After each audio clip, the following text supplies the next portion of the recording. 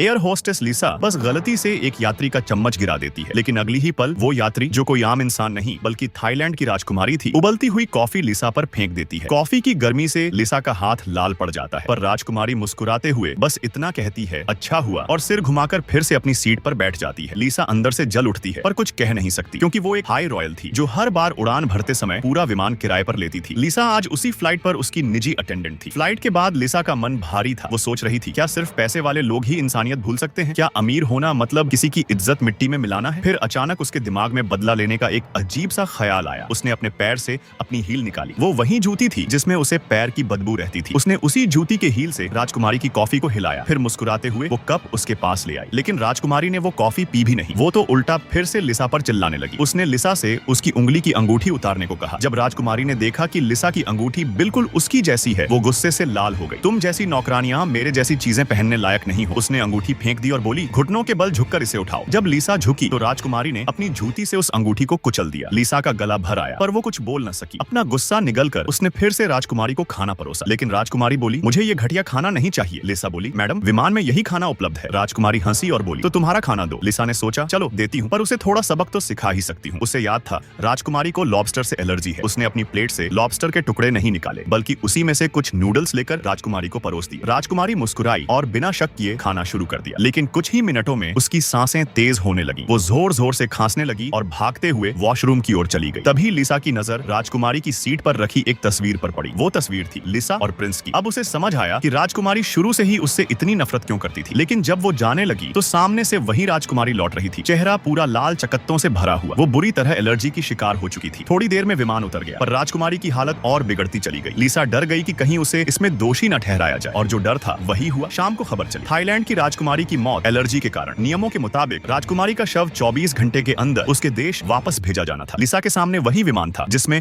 अब उस राजकुमारी की लाश रखी जानी थी, और उसी विमान से लिसा को वापस लौटना था। जब शव को लाया गया, लिसा के रोंगटे खड़े हो गए। कौन चाहेगा कि वो एक लाश के साथ उड़ान भरे? फिर भी विमान उड़ान भरता है। अचानक तेज तूफान आने लगता है। विमान झटकों से हिलने लगता है, और उसी दौरान वो लाश अपनी सीट से फिसलकर लिसा की ओर लुढ़कने लगती है। डरी हुई लिसा सीट बेल्ट खोलकर भाग जाती है। पूरा केबिन सन्नाटा था। वो अकेली थी। सामने वही राजकुमारी का शव। हिम्मत जुटाकर वो आगे बढ़ती है। जैसे ही वो शव को छूने के लिए हाथ बढ़ाती है, अचानक कुछ ऐसा होता है कि उसका दिल दहल उठता है। वो चीखते हुए पीछे हटती है। फौरन इंटरकॉम से कप्तान को कॉल करती है, लेकिन कप्तान की आवाज आई, लिसा जो भी हो रहा है पीछे मत देखो और खुद ही उसे संभालो। इसके बाद जो हुआ वो इस फ्लाइट की सबसे डरावनी रात बन गई। क्या थी वो डरावनी रात? अगर देखना है नेक्स्ट पार्ट तो कमेंट में बताओ।